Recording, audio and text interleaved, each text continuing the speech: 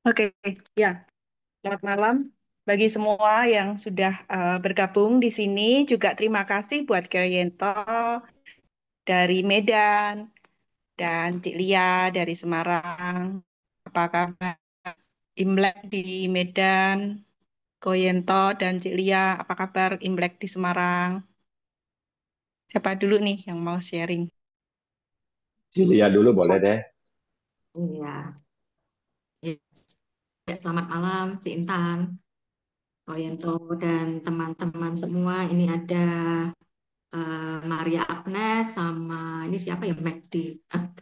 Oke, oke, aku mau kalau sebentar, Imlek di Semarang ya, tradisi seperti pada umumnya kita kumpul keluarga, terus ada kue ranjang, jeruk itu udah pada umumnya seperti itu.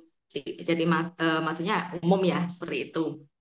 Terus di Semarang ini Imlek juga rata-rata kayak di mall-mall gitu ya, dirayain. Maksudnya bukan dirayain, maksudnya ada ini sih hiasan-hiasan seperti itu kan, memeriahkan Imlek.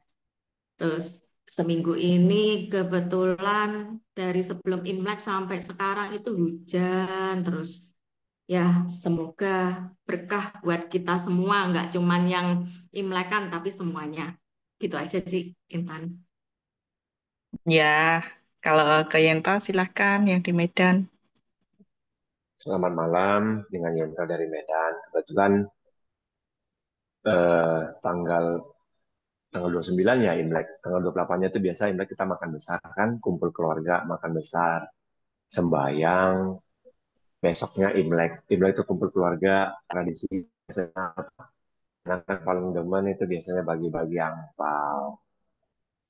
Nah, kalau di kelenteng, di wihara itu ornamen Imlek sudah banyak lampion merah, ornamen naga, ornamen macam-macam lah semuanya nuansanya warna merah. Bahkan juga di mall-mall seperti dibilang Cilia tadi itu rame kalau di Medan.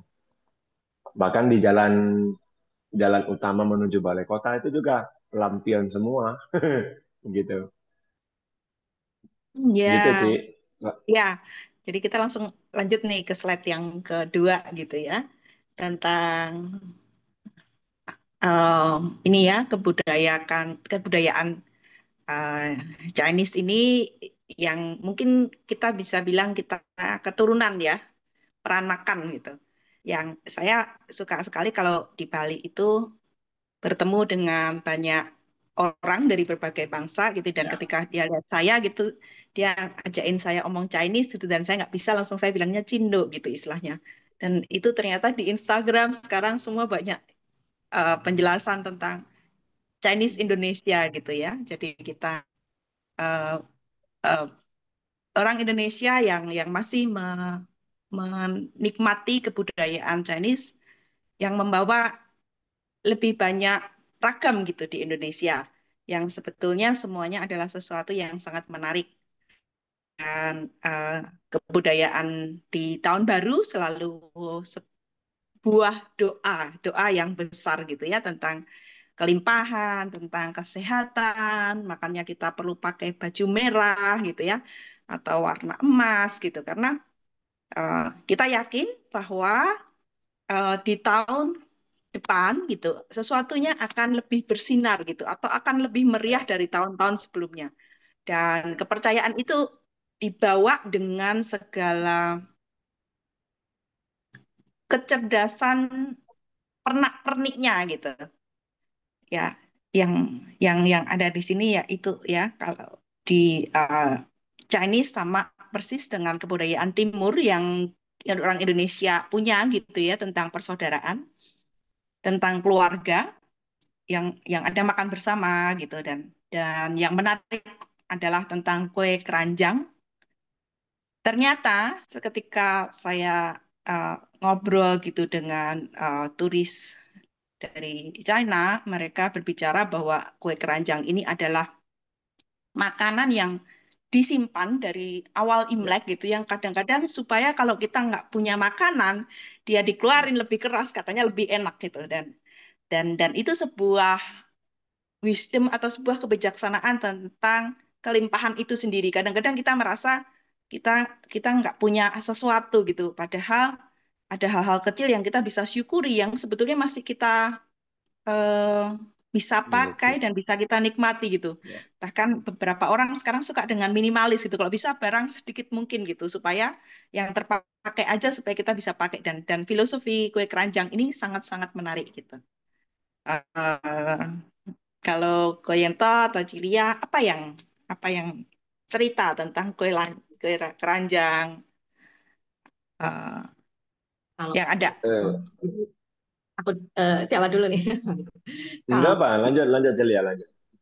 kalau tentang kue ranjang Ci itu terus terang sih kalau aku sebetulnya memang keturunan yang sudah keturunan entah keberapa ya Ci. Jadi nggak terlalu yang lekat dengan mesti begini begitu gitu. Cuman karena kelihatan banget kan keturunan gitu kan ya. Itu kadang tuh dimintain kue ranjangnya mana, kue keranjangnya mana. Jadi aku mesti sediain gitu. Gitu aja. Dan betul. Jadi kue ranjang itu memang manis, legit supaya hari-hari kita itu selalu manis seperti itu. Sudah. Lah sama sama sama juga sih dengan di Medan. Kebetulan kan saya kecilnya itu kan di kampung ya. Kebetulan nenek juga dulu usahanya kue-kuean. Jadi kalau misalnya sudah ke Imlek, itu mereka sudah menyiapkan ketan dan milih sendiri ketannya. Jual milih sendiri, dibersihkan, dimasak dan masak kue keranjang itu atau kue bakal itu lamanya luar biasa. Perlu butuh waktu sangat lama untuk dikhusus. Nah, dan menurut cerita orang tua juga pada waktu itu bagi orang tua yang suku Tionghoa zaman dulu itu jika ada kemalangan atau apa itu sama sekali nggak bisa buat kue keranjang. Dan Hmm. ini cerita ya cerita orang-orang tua seperti itu bahwasanya kalau misalnya mau dicoba aja dibuat begitu nggak bakal. Jadi pengalaman waktu kecil yang namanya kue keranjang ini kan identik dengan manis, lengket, dan legit kan gitu ya.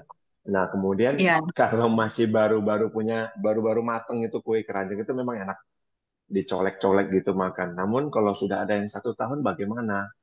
Kue keranjang itu nggak rusak loh ternyata setelah 1 tahun. Cuman memang lapisan luarnya itu sedikit berjamur. Oleh orang tua kita jamur tadi dibersihkan, dipotong, bagian dalamnya dipotong-potong iris-iris kecil, bisa dikukus, dicampur dengan kelapa sedikit garam, atau bahkan digoreng seperti goreng pisang. Dan ternyata banyak dinikmati, banyak diminati. Saya sendiri kebetulan buka toko.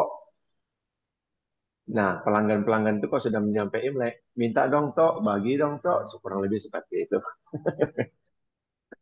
Iya, ya, ya, ya ini ya yang menarik juga tentang bunga bunga apa buah ini masih ada pasang juga di rumah. Bunga atau buahnya nih? Bunga, Bunga ada. mm-mm, ya. Juga angpao ini yang selalu dinanti-nantikan. Oke, ya dan makan bersama.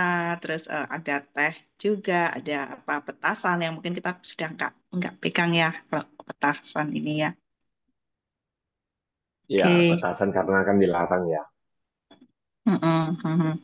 Dan eh, saat ini saya ingin lebih banyak sharing tentang bagaimana psikologi energi ini bekerja ya, dan bagaimana kebudayaan ini membuat suatu kolektif unconsciousness gitu, atau adalah kolektif tentang ketidaksadaran kita yang akan kita bawa dan membuat kita terasa hangat gitu ya, terasa dekat gitu dengan eh, keturunan eh, kita atau leluhur kita yang sudah meninggal gitu ya.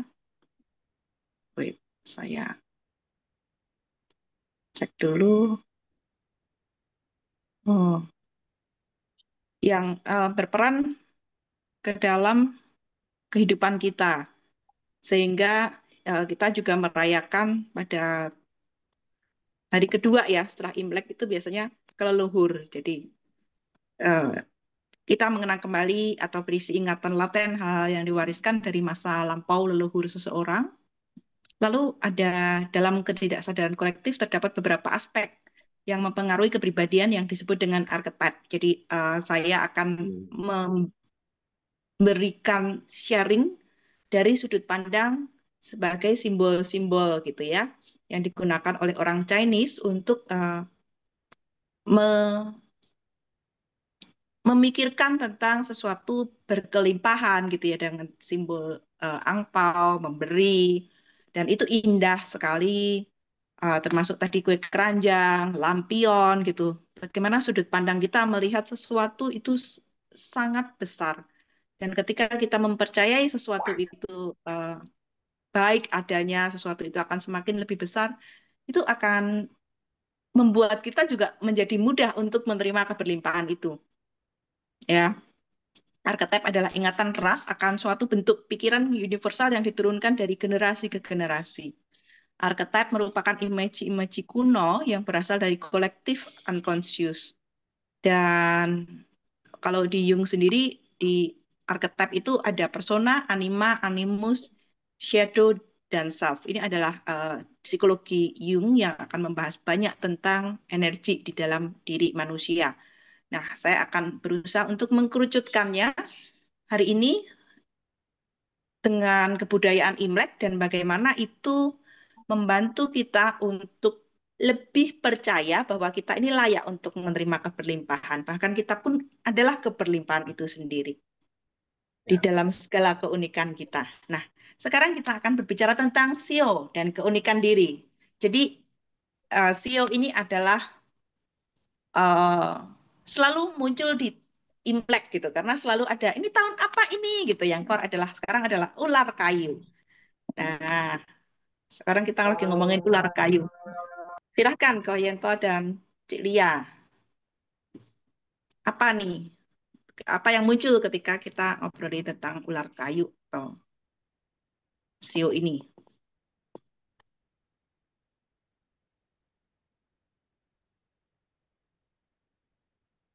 Oh ya, tahu dulu aja kok.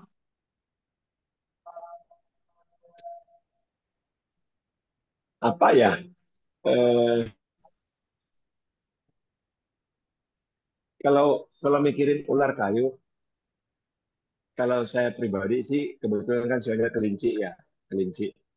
Jadi untuk kalau untuk saat ini sih nggak saya nggak terlalu mikirin macam-macam untuk sesuatu yang kita biasanya di Tionghoa itu apa selalu kalau tahun baru itu ada namanya nanya ini nanya itu untuk 1 tahun dari tahun di awal tahun sampai akhir tahun biasanya seperti itu di kelenteng. Nah, namun eh, apa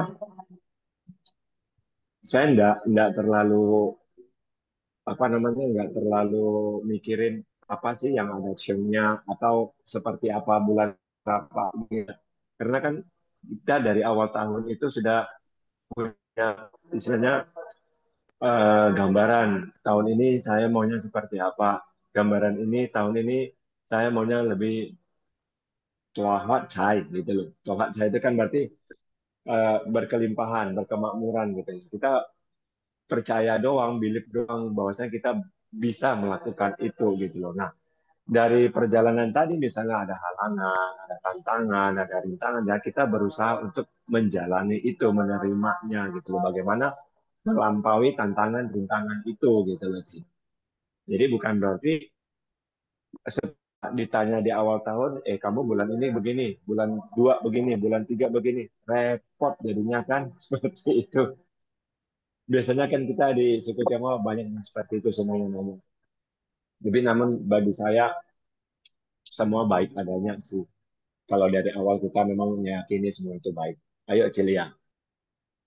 Iya, kalau aku juga kurang lebih sama, soalnya memang generasinya itu keturunannya udah keturunan yang drojokan, Ci. Jadi tidak terlalu meyakini, wah ini tahun ini tahun baik nih gitu. Buat yang misalnya sio saya kan babi gitu ya. Babi sama ular Merasa saya nggak hafal sama sekali kayak itu kan. Cuman kalau aku memaknai dengan ular, ular itu cerdik. Ya, kalau lah di lambangnya dan yang terlintas adalah cerdiklah seperti ular dan tuluslah seperti merpati. Seperti itu.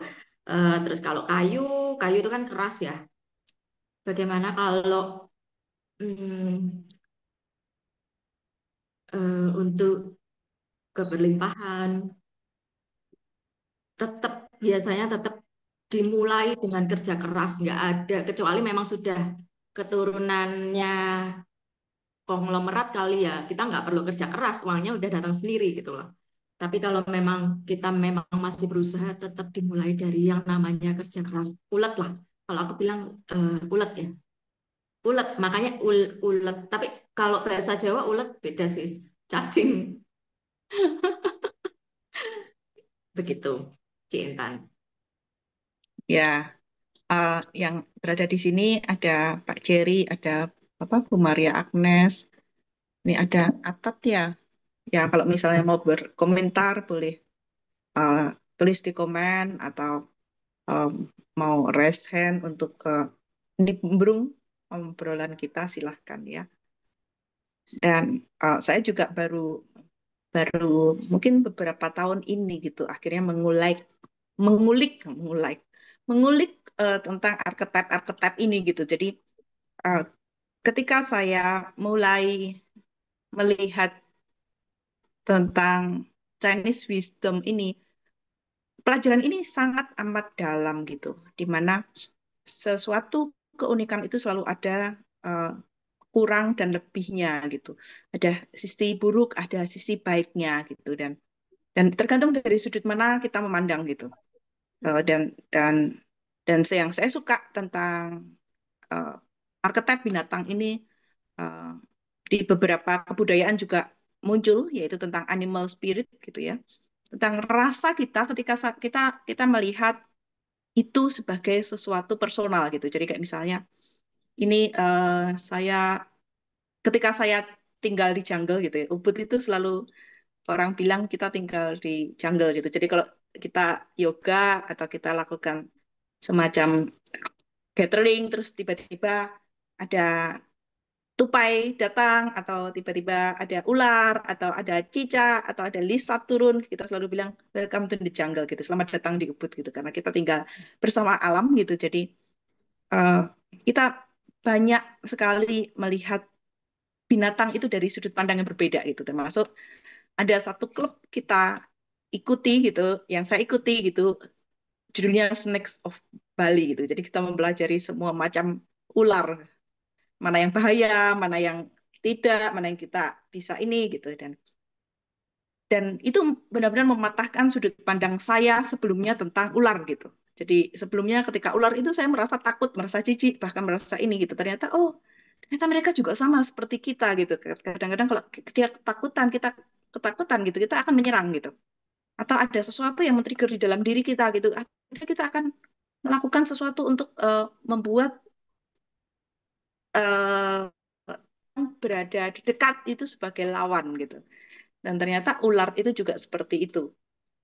Dan karena mungkin kita tidak mengerti bagaimana permainan si ular ini, sehingga kita melihat dia binatang ramkan.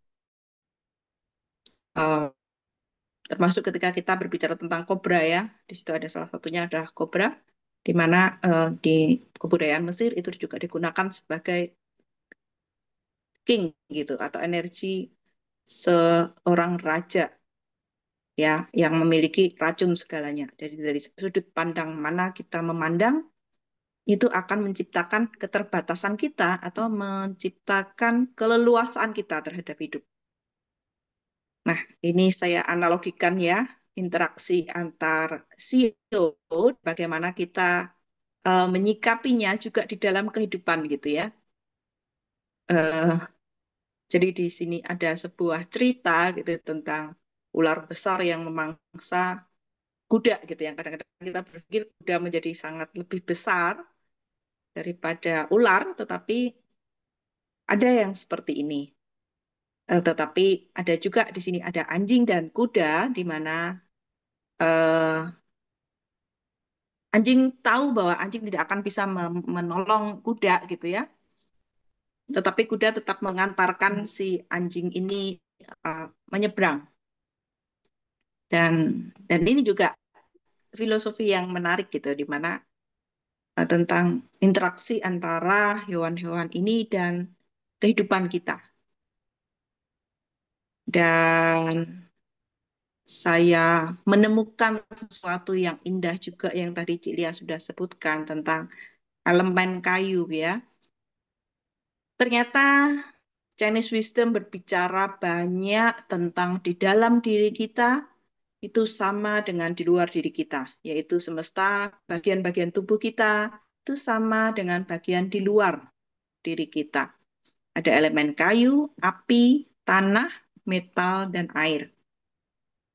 Dan kelima, elemen ini ternyata saling berinteraksi. Tapi jika itu membuat semakin besar interaksinya, maka akan terjadi suatu penghangusan satu elemen itu gitu. Ini yang dulu Yento sempat bertanya di grup Mahadaya ya. Ci, kalau keluarga yang kayaknya hidup tapi sebetulnya sekarat itu seperti apa gitu kayaknya Yento bilang gitu ya.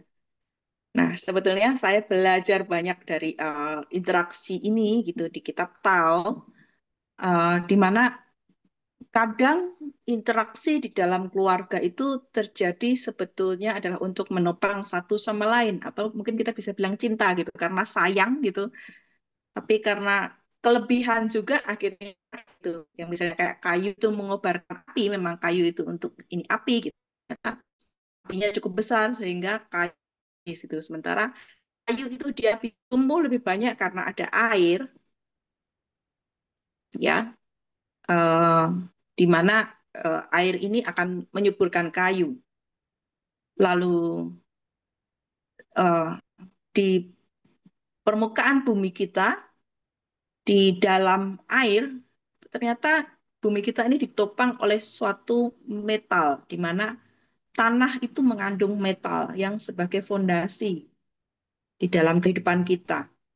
Nah, eh, eh, jadi ada metal dan tanah, dan ternyata dari api itu dia menghancurkan semuanya dan dia menghasilkan debu yang akhirnya dia juga mensupport tanah.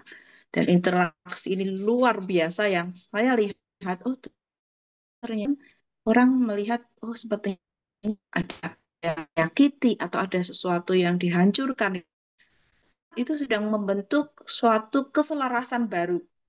Dan filosofi ini sangat indah bagi saya ya, kalau sekarang keluar sebagai ular kayu, di mana kayu itu sebagai simbol tentang pertumbuhan, dan disinilah kayu yang mengobarkan api gitu. Cilia sama Koyento, silahkan.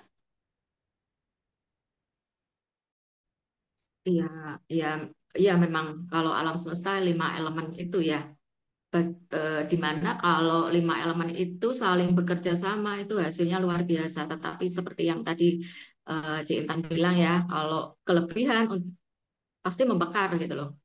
Sedangkan kayu, jika ada api itu bisa kalau proporsinya seimbangan dia juga bisa untuk masak ya. Maksudnya pakai kayu bakar kayak gitu. Seperti itu. Gitu. Itu aja sih. Medan, Medan. Iya, Apa ini yang ini dilihat di menarik. sana? Ini menarik sih memang kalau kita cerita 5 elemen, terutama di tahu ya seperti itu. Karena seperti dejavu bagi saya yang dulunya sering baca Churchill Kopingho. Di situ banyak banyak sih disebutkan elemen-elemen seperti ini, apalagi dikaitkan dengan filsafat-filsafatnya dari Tiongkok kuno itu seperti itu. Nah, kemudian kalau tadi Ci Intan bilang unsur kayu, nah itu namanya mu kalau dia di Mandarin. Nah, kalau ya muk itu dengan sui, dengan tu itu tanah, sui itu tadi air, itu memang sahab kita bilang 3 elemen yang istilahnya saling mendukung dalam arti kata. Kalau kita ada tanah, ada air, ada kayu, kayunya tumbuh dengan baik, bisa menjadi pohon yang rindang. Di dalam tanah juga ada mengandung metal yang tadi Ci Intan bilang memang benar. Nah, kemudian api, api itu di sini gimana ya? Kita bisa bilang apakah itu sebagai suatu sumber kehidupan juga yang kita dilambangkan dengan matahari yang menyinari si kayu tadi supaya dapat tumbuh besar, rindang seperti itu. Nah, jadi kalau dihubungkan dengan ke tahun ular kayu ini, apakah tahun ular kayu ini sebagai suatu tahun pertumbuhan, tahun untuk kemakmuran, ya kan? Kembali ke masing-masing penafsirannya. Kalau saya sih oke sih tahun ini gitu. Ya, ya eh, itu itu filosofi yang sangat indah tentang kayu ya. Karena Hmm. kayu berbicara banyak tentang growth ya, tentang pertumbuhan, tentang gandaan mungkin ya. Jadi muncul dan Koyento ini eh, kalau ini sambil ini ya, sambil kita ngobrol sambil perkenalan gitu. Kalau Koyento ini pengusaha yang sangat suka dengan alam gitu. Jadi hobinya adalah menjelajah alam gitu. Kalau Cik Lia adalah praktisi kesehatan alternatif atau kesehatan holistik ya, jadi memandang tubuh Oh. dan kemampuan beliau untuk membantu orang untuk lebih sehat juga eh, ada di tangannya. Eh, dan nanti kita akan masuk lebih dalam gitu, bagaimana 5 unsur ini di Chinese medicine menjadi sebuah hal yang menarik untuk disadari gitu. Kita bukan dokter di sini gitu, saya bukan dokter juga, tetapi eh, saya mungkin bisa dibilang tahun ini eh, ya tahun kemarin gitu adalah praktisi eh, psikologi dan energi healing yang banyak muncul dengan Chinese wisdom dan itu sangat luar biasa. Jadi saya terpanggil untuk berbagi ini. Ya, di tahun lalu saya banyak sekali masuk ke kalau ditonton sebelumnya saya masuk dengan meditation, dengan diam dan mendiamkan pikiran dengan posisi bersila gitu. Dan 2 tahun 3 tahun ke belakang saya menyukai dengan movement meditation dan sadar ketika mulai masuk di umur 40 ternyata tubuh ini mulai berubah gitu. Ada titik-titik tertentu yang dansa-dansa baru gitu ya. Kalau saya tinggal di Bali, saya tinggal di Ubud, ternyata dansa beberapa kebudayaan itu lumayan rumit di eh, bagian hips ke bawah gitu ya, atau kita bisa bilang mulai pinggang ke bawah dan sebagainya. Dan ternyata itu adalah bagian dari tubuh kita yang menua dengan lebih cepat Hmm. kalau kita tidak Ya, melatihnya gitu. Makanya ya. sekarang orang running dan sebagainya gitu dan ternyata benar gitu. Tubuh saya dirombak sangat besar di sana ketika saya mulai masuk dengan yoga dan kita masuk di power yoga ketika saya jumping berulang kali. Mulailah yang itu namanya saya banyak orang mengenalnya dengan syaraf kejepit gitu ya. Tapi ternyata itu adalah awal perubahan yang luar biasa. Disitulah saya menemukan si api ini yang ternyata tidak berfungsi sangat kuat di dalam tubuh saya. Dan nanti kita akan berbicara tentang jantung, tentang hati, tentang kesehatan. Dan dan itu mengantarkan saya pada begitu banyak movement yang menarik gitu. Eh, dengan berbagai bangsa gitu. Dari mulai sesuatu yang eh, bergerak lambat, dia mulai bergerak cepat gitu. Dan termasuk dansa gitu. Ketika kita berpasangan, kita menyesuaikan juga dengan energi pasangan untuk di beberapa dance seperti salsa, kizomba, bachata gitu dan itu menarik gitu. Akhirnya kembali lagi ke sudut pandang kita gitu ya. belief kita mengantarkan kepada saya mau menuanya seperti apa nih gitu. Waduh, ini kalau kayaknya menua terus saya nggak bisa bergerak kayaknya nggak enak gitu. Saya yakin semakin tua, semakin lentur, semakin bisa bergerak. Akhirnya perjalanan syaraf kejepit itu saya perlu untuk mematahkan semua pikiran bahwa itu adalah eh, abadi gitu. Ya, saya hanya melihatnya sebagai sementara. Saya bisa tambahkan makanan apa yang saya bisa kurangin, eh, dan bertemulah dengan 5 elemen ini dan satu movement meditation yang sangat indah di Chinese wisdom adalah Qigong. Ya, Qigong adalah eh, praktik ya pengobatan tradisional Tiongkok atau Chinese tadi kita bilang yang melibatkan gerakan pernafasan dan meditasi. Dan Qi sendiri berarti energi, Gong itu adalah mastering, di mastering your energy. Saya juga bertemu di salah satu pendekatan healing dengan akses bar yang kita juga bergerak dengan energi ya. Nah, akhirnya saya semakin kepo nih, semakin kepengen ngerti gitu. Kalau dulu di psikologi juga ada psikologi energi gitu. Nah, meditasi bergerak ini memiliki beberapa komponen. Eh, di sana ada gerakan, pernafasan, ya, karena dengan apa yang kita pikirkan, apa kita fokuskan, yakini gitu ya, ternyata itu membuat aliran chi kuat ke arah sana, ya. Dan ada beberapa chanting yang membantu untuk meningkatkan aliran energi, ya. Dan ini cukup menarik. Nah, dari Koyento sama Cilia, ada yang mau ditambahkan? Kalau aku lanjut dulu aja, Cik. Menarik sih kalau bicara cerita Cikung ya. Cikung dari aku zaman yang kecil ya, ini kembali lagi ke masa kecil itu sering bacanya cerita silat Kopingho kan ini. Jadi di situ cerita silat Kopingho kan selalu ada tenaga alam, chi, semua bisa terbang sana, terbang sini. Tapi yang kita bicara sini Qigong itu inner power-nya kita sih. Nah, jadi chi kalau menurut aku apalagi kita di Medan banyak Shinsei ya. Shinsei itu pengobatan tradisional dari Tiongkok. Mereka itu rata-rata Shinsei yang ahli itu hanya pegang nadi doang di sebelah sini. Sudah bisa Dan cek mengetahui, lidah ya? ya gimana? Dan cek lidah kayaknya ya.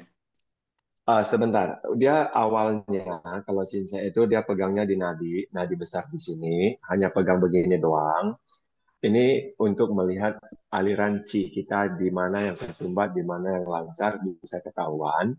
Kemudian satu lagi ngecek ke lidah benar. Lidah itu kalau dilihat apakah permukaan lidah itu putih atau masih warnanya semburat merah gitu loh. Nah, jadi chi ini kalau ya seperti tadi Ci Intan bilang kan movement ya, movement melatih. Bagaimana melatih inner power di dalam tubuh kita yang dimulai dari Tantien. Tantien itu di bawah antara sorry genital kita di antara genital dengan pusar di situ Tantien. Dan bagaimana kita melatih itu supaya chi itu bisa muncul dan bisa menyebar ke seluruhnya tubuh kita, bisa melancarkan peredaran darah kita sebenarnya seperti itu sih kalau menurut aku. Eh, ada beberapa klub, ada beberapa klub Qigong di Medan rata-rata sih menggunakan senam Tai Chi ya. Eh, tapi sayangnya kemungkinan kemungkinan kalau menurut aku hanya gerakannya doang yang diikuti gitu loh. Tanpa tanpa mungkin merasa melatih pernafasannya yang dari perut. Qigong ini kalau tidak salah juga melatih pernapasan dari perut ya Cinta. Ya, Jadi eh, diselaraskan pernafasan perutnya dengan gerakan tangannya dan tubuhnya kan kurang lebih seperti itu ya. ya.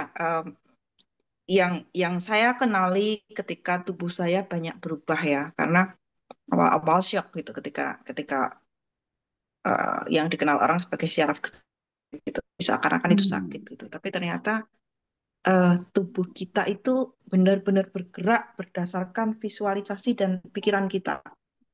Yes. Kalau pikiran Benar-benar. kita itu dari tidak mau bergerak menjadi bergerak, dia sempat error tuh. Nah, kalau kita lihat kembali ke dan sebagainya gitu, penyembuhan alternatif itu semua berbicara tentang eh, dengan sentuhan dibanding orang lain, atau dia memunculkan si inner power ini dengan gerakan. Dan jujur, ketika masuk ke dalam gerakan itu memang sakit sangat luar biasa. Jadi ketika saya tidak biasa bergerak begitu dan bergerak gitu, dan itu istilahnya kayak kayak orang keluar tuh gitu. Hmm. Tapi ternyata pilihan yang berulang itu dia menciptakan pola-pola baru, dan itu sangat menarik gitu ya. Oh ternyata saya nggak bisa begini gitu. Oh, ketika saya berubah, oh ternyata saya belum bisa begini gitu. Itu benar-benar visualisasi kita ketuanya mau gimana itu akhirnya akan attract atau menarik sesuatu yang akan mirip gitu dengan apa yang perlu kita tambahkan di dalam kehidupan ini untuk ke depan. Dan Hmm. ketemulah yang tadi namanya dantian. Dantian itu ada tiga di Ya, Chinese medicine. Dia ya, yang pusatnya ada di lower dantian dan ya, itu berada di bawah. Lalu ya, ada middle dantian itu ada di dada. Maka kita akan berbicara banyak tentang jantung hari ini, tentang jantung dan hati. Yang kalau di orang Indonesia itu satu nama gitu kayaknya, tapi sebetulnya nanti kita buka banyak ya. Lalu satu lagi berusaha di antara kedua alis kita, yaitu upper dantian. Makanya pikiran yang fokus, pikiran yang sadar, pikiran yang expanding atau pikiran yang bisa melihat secara luas itu ternyata menjadi suatu kunci keseimbangan. Ini sangat menarik. Dan di Qigong itu saya belajar tentang masuk benar-benar ke dalam. Kebetulan ini dapat guru yang lumayan suk. Jadi karena dapat guru barat gitu ya, yang kebetulan eh, orang-orang barat itu cenderung dengan main, dengan pikirannya, sehingga teori dan ilmunya tentang anatomi ini juga sangat amat kuat gitu. Di mana fire atau api di dalam diri kita itu berbicara tentang joy, tentang ya blood vessel, ya tentang uh, heat di dalam tubuh. Tetapi ternyata di Chinese medicine keseimbangan terhadap joy ini adalah suatu kesadaran. Jadi di Chinese medicine banyak ngomong tentang joy secukupnya. Gitu. Kalau enggak apa ya, joy ini akan dimainkan terus elemen-elemen lain tidak akan kelihatan. Jadi kita tidak sempat untuk melihat anger, melihat worry, melihat fear atau grief itu menjadi juga sebuah keindahan daripada tubuh ini sedang memetabolisme atau mendigest atau mencerna sesuatu sehingga menjadi lebih kuat. Jadi di dalam inner power atau kekuatan yang saya ingin bagikan tentang Imlek, tentang ular, itu semua adalah siapapun yang akan datang di dalam kehidupan kita. Kalau kita mampu mencernanya dengan baik, membuang yang tidak diperlukan dan menyerap yang baik, itu segala sesuatunya ternyata sangat menarik gitu. Ya, eh, itu yang saya pelajari di Qigong dan di mastering your energy itu adalah eh, menyadari kapan kapan judgment itu keluar gitu kalau kita diakses ketika tadi kita judgment dan gratitude dan kapan itu gratitude itu keluar dan kita mengamati dan tidak menjadi bagian dari dirinya dan ternyata itu berefek banyak ke organ tubuh gitu. Wow, ini inner saya gitu, ini inner work saya gitu. Dan di Qigong ini saya benar-benar disapa gitu ya sama si tubuh ya. Dan saya membaca buku di Akses itu yang sangat bagus, Body Whispering gitu. Tubuhmu sedang berbisik loh sama kamu gitu. Ayo dong dengerin gitu dan dan itu yang luar biasa gitu. Ada saatnya kita seperti ular yang namanya kalau bahasa Jawanya itu ngelungsungi ya Cilia ya, berganti kulit gitu. Karena ingin ingin ingin sesuatunya itu berproses untuk lebih asik gitu terhadap hidup atau lebih lebih dewasa, lebih mature, lebih lebih mampu untuk menikmati kehidupan ini gitu.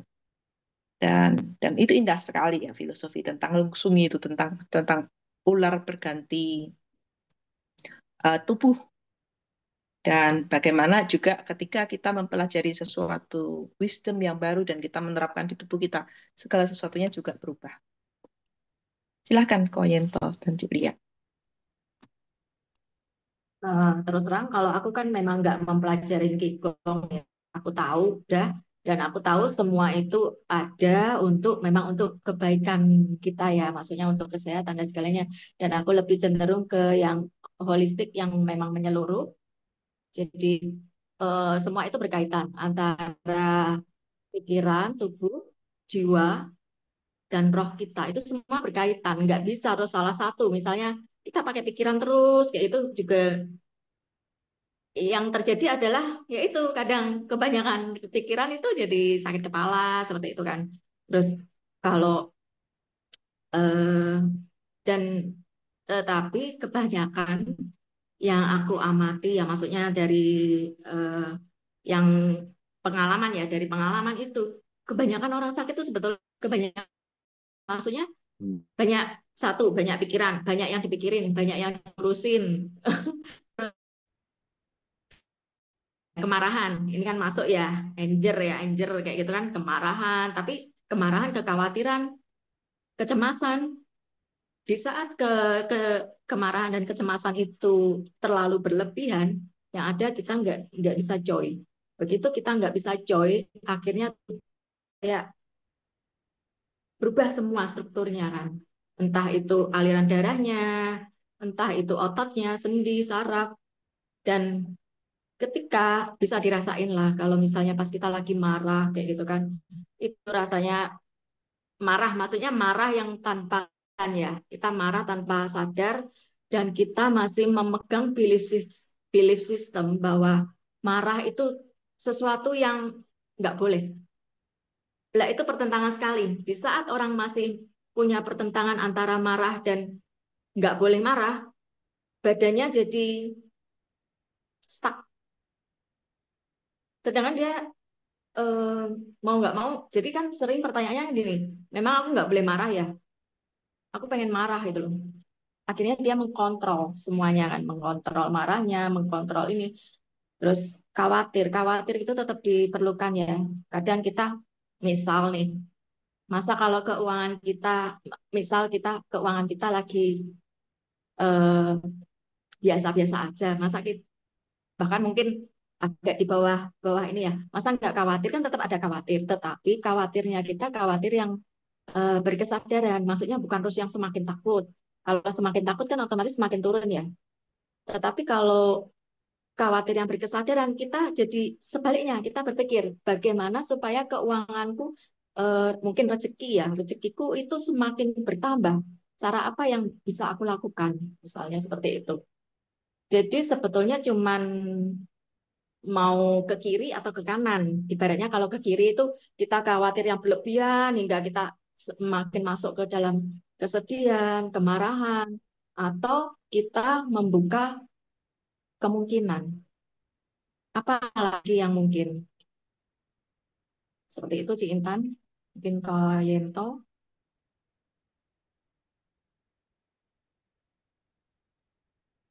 Eh, eh, Gimana ya mau jelasinnya?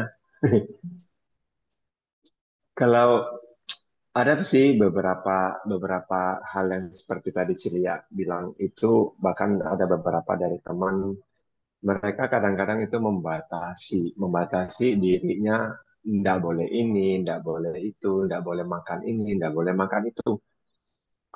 eh Jadinya kan gimana ya itu? Padahal yang dia nggak boleh itu dia hanya mendengarkan dari orang lain, gitu. Tidak menyadari nggak bolehnya itu kenapa gitu. Jadi hanya mendengarkan orang, berarti kan point of view dari orang lain yang diterima, apa ngerti kenapa sih kan gitu loh.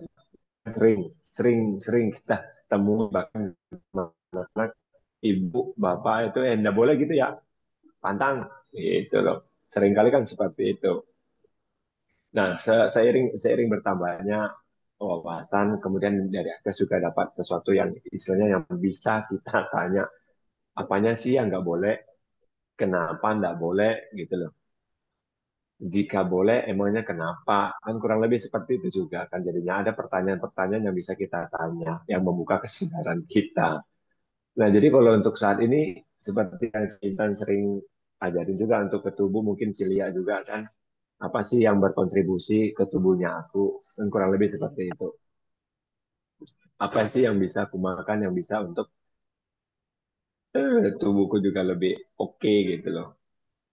Kurang lebihnya seperti itu sih Cinta. Kalau untuk kekhawatiran yang seperti Cilia itu tadi ngomong juga mungkin pasti ada. Cuman kan berapa persen sih kekhawatiran tadi itu. Jadi kekhawatiran tadi tidak perlu stucknya di situ. Begitu kekhawatiran mulai dari 10, nambah 20, bahkan sampai ke 100, kita nggak bisa apa-apa lagi. Jadi hanya di dalam kekhawatiran itu tidak keluar dari kekhawatiran itu gitu loh. Ya, seperti Celia bilang, bagaimana sih bisa keluar dari kekhawatiran itu? Bagaimana sih kelimpahan itu bisa nyangkut ke aku? Atau bahkan kan pekerjaan apa? Atau apa yang bisa saya kerjakan untuk ya saya berkelimpahan? Kurang lebih seperti itu. Iya, mungkin yang saya bisa tambahkan kekhawatiran itu mungkin lebih lebih tapi tiba-tiba ketika kita ngomong tentang ular yang keluar juga sebetulnya kewaspadaan gitu ya. Jadi ketika ya, worry ini disadari gitu, dia akan dia akan lebih menerima sesuatu yang datang gitu. Jadi kadang-kadang ketika sesuatu itu datang ya kayak misalnya ular gitu ya kan, dan kita tidak mengenal, tidak bisa melihat dari sudut pandang yang lain, ular ini bisa jadi ancaman atau sebetulnya bisa jadi teman gitu. Ternyata beberapa ini melihat ular dari sudut pandang ini, jadi akhirnya si worry itu menjadi kewaspadaan gitu bagi para pawang-pawang ular gitu. Ular bukan sesuatu yang akan ditakutkan gitu. Sama persis di tahun ini gitu. Kita kita kita menerima enggak kalau di akses lebih banyak berbicara tentang receiving gitu. Ini pun ini pun mengajari banyak saya gitu ya, termasuk di Chinese wisdom gitu tentang menerima ini. eh, Sudut mana yang kita perlu lihat sehingga mungkin ada rezeki di situ yang saya hindari gitu. Dan dan itulah indahnya 5 elemen ini gitu ya. Ketika eh, worry, anger itu disadari ya, termasuk ada fear di situ, ada grief gitu ya. Makanya bagian tubuh itu, bagian-bagian organ ini akan sangat kuat gitu untuk melindungi kita, untuk berbicara sesuatu tentang semua emosi kita. Nah, kita akan masuk tentang jantung dan hati ya, karena ada 5 organ jang di Chinese medicine ini. Dan kadang kita suka berbicara hatiku gitu ya, hatiku di sini gitu. Padahal kita sedang ngobroli tentang atau kita lagi gosipin gitu ya tentang si jantung ini. Eh, di mana jantung adalah eh, energi fire kita yang kalau kita berkembang jadi kayu ini akan banyak untuk mensupport si api, di mana dia adalah mengendalikan kegiatan dan fungsi organ dalam, mengedarkan darah dan si dalam tubuh, membuat zat gizi ke bagian tubuh lainnya. Lalu keringat yang keluar itu dikenal sebagai cairan jantung. Makanya olahraga-olahraga yang kardio itu membantu untuk menyapa si jantung kita, termasuk ya jalan-jalan di alam itu ya. Dan ketika jantung ini berfungsi dengan baik, serta ada banyak darah dan cairan, pipi seseorang akan terlihat merona atau merah. Itulah kenapa saya jarang sekali menggunakan kosmetik bahkan pada ada tertentu saya mengurangi gitu dengan mengurangi itu ternyata di kaca itu adalah saksi sesungguhnya gitu. Kita sebetulnya kurang makan apa atau harusnya makan apa atau tubuh ini apa. Karena semuanya tersedia di alam dan itu sangat indah sekali. Dan jika kurang darah dan cairan, wajah akan terlihat pucat. Ya, ini adalah cara saya untuk menyapa atau melihat si jantung ini. Dari Yento yang hobi adventure dan Cik Lia yang dari holistik mungkin bisa sharing tentang ini. eh Jantung. Begitu bicara jantung, ingatnya donor darah. Iya beneran. Saya aktif donor darah itu beberapa tahun ini dalam artian eh, kepingin donor darah. Kenapa pengen donor darah? Alasan alasan alasan alasan sederhananya itu mengganti darah baru yang dipompa oleh jantung gitu loh. Nah, jadi ternyata dengan sering donor darah itu membantu pemulihan tubuh. Misalnya gini, eh, jika ada bagian tubuh seperti yang kaku, yang kebas, yang rasanya berat begituan, begitu kita donor darah, darah kita kurang lebih diambil 300 ya, 300 sampai 250 mili itu, setelah selesai dengan donor darah tadi itu, tubuh kita merasa lebih ringan, tubuh kita merasa lebih enteng. Apakah jantung pompanya lebih kenceng? Nggak tahu juga. Tapi donor darah tadi itu membantu, sangat membantu sekali. Nah, kemudian kalau di satu sisi selain donor darah, saya akhir-akhir ini juga cenderung kena virusnya racun lari. Sering-sering lari. Jadi setiap minggu itu larinya 5 kilo, 8 kilo. Jadi itu membantu juga memacu otot jantung untuk lebih kencang, untuk lebih kuat. Kalau tadi si Intan promonya sering ke hutan, benar kita karena kan kita trekking ya ke hutan itu jalannya juga nggak ada yang lurus, naik turun di lembah, naik turun manjat juga ada. Itu namanya jalan di apa di hutan ya, trekking di dalam hutan. Itu membantu sekali sih untuk jantung. Karena organ jantung itu kan organ yang paling utama untuk tubuh kita. Memompa darah ke seluruh tubuh, memperlancar. Kurang lebih seperti itu, Cinta.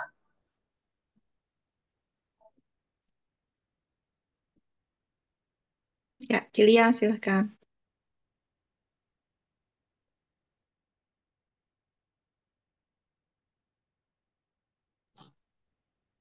Ya,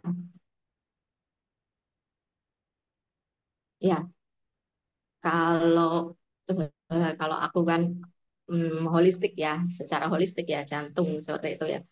Hmm, Kebanyakan kalau mungkin ada keluhan di area jantung itu rata-rata memendam kesedihan, Ci.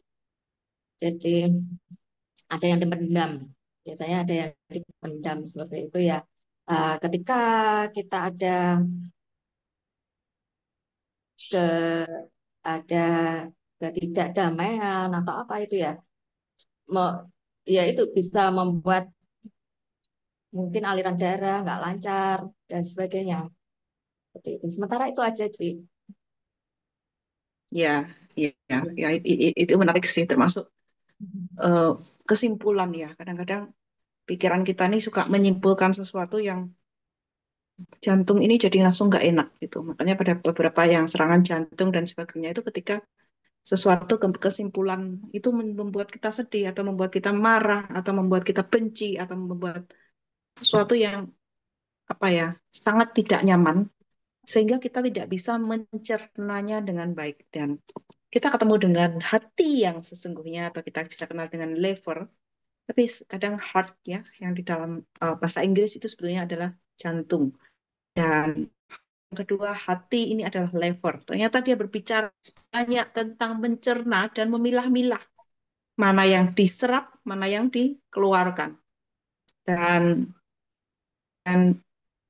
lever ini cerdas ketika pikiran kita cukup rileks ya karena dia menyimpan dan mengatur volume darah di situ, mengatur tensi yang mempengaruhi emosi, dan darah itu merupakan dasar bagi jiwa dan roh.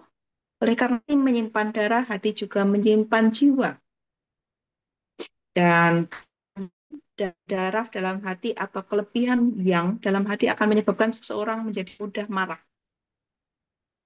Jadi memang movement atau kita bergerak itu akan sangat-sangat membantu kita untuk mencerna semua yang mana racunnya, mana mana racun ini bisa menjadi eh, obat gitu ya. Ketika sil bekerja dengan sangat baik. Dan kabar baiknya juga di kesehatan holistik ya.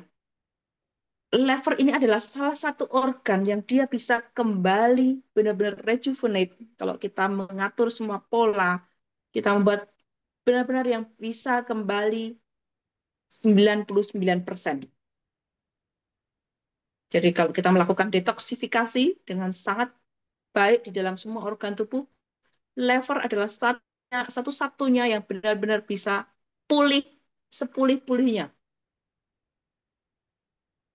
Ya, dan biasanya permasalahan hati akan langsung dilihat dari kuku karena kuku ini menjadi satu tanda itu tentang bagaimana kita mencerna. Ini cukup menarik. Dan tiga organ lainnya, ginjal, paru-paru, dan limpa. Kita nggak akan bahas tentang itu, tapi kita akan uh, banyak ngobrolin tentang si jantung dan si liver ini. Oke, Celia, ada yang mau ditambahin dan Koyento?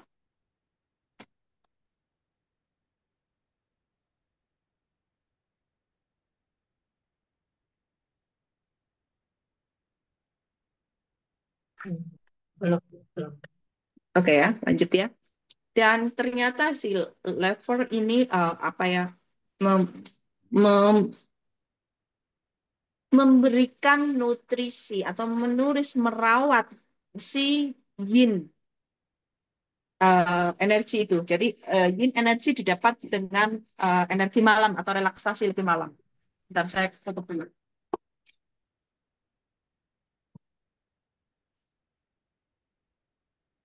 Oke, dan ternyata si lever ini membantu sekali proses dengan ginjal, dengan paru, bahkan jantung dan juga si spleen ini. Dan itu yang menarik tentang ngobrol tentang hati yang sesungguhnya. Jadi hatiku di mana? Bukan di sini tapi di sini gitu. Ya. Dan the heart atau tadi kita bilang jantung, ya itu adalah kaisar dalam tubuh kita. Memainkan peran penting dalam kesehatan fisik dan emosional kita. Ya, karena di dalam jantung itu adalah tempat duduk gitu ya atau khusus yang bagian penting dari bagaimana kita tidak menyimpulkan diri kita menjadi sesuatu signifikan gitu, kita bisa menjadi dan disitulah spirit kita. Uh, Royento dan Cilia ada yang muncul dari ini. Dan Apa ya, berbeda hati ya. Hati-hati dengan hatimu itu.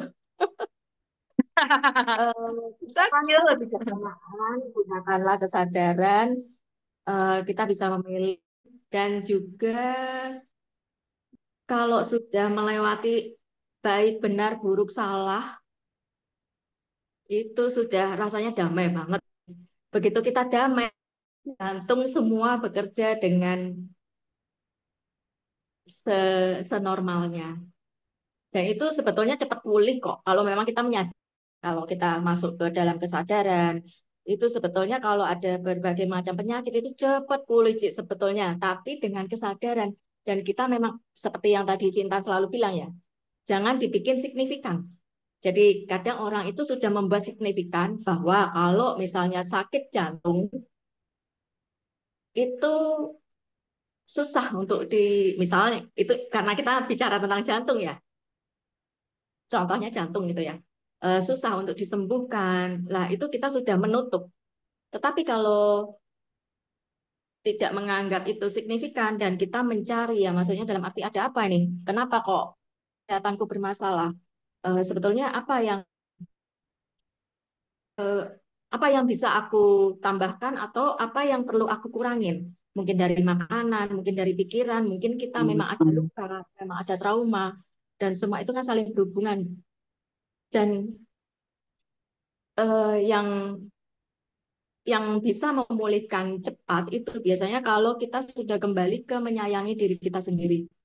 Begitu kita sayang sama diri kita sendiri, akhirnya kita lebih, ketika ada problem, ketika ada masalah, kita kembali ke kamu lebih milih apa gitu loh. Lebih memilih untuk tetap terlarut dalam suatu masalah atau kamu lebih sayang tubuhmu untuk tetap sehat. Dan itu semua juga bergantung pada jiwa kita ya. Jiwa itu sebetulnya penuh kesadaran.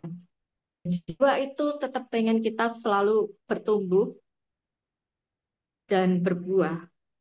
Namun kalau jiwa itu kita tidak tumbuhkan dengan berbagai macam apa ya, hal-hal yang baik, jiwa itu lama-lama akan mati dan tubuh biasa mengikutin.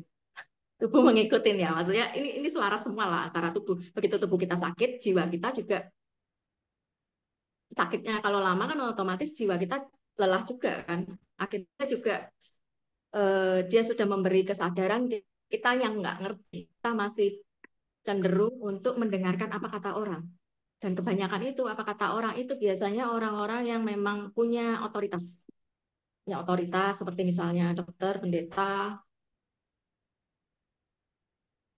dan yang aku sadarin dan pelajari sebetulnya begitu kita kembali mendengarkan diri kita sendiri, sebetulnya Tuhan itu berbicara kepada kita melalui penyakit kita.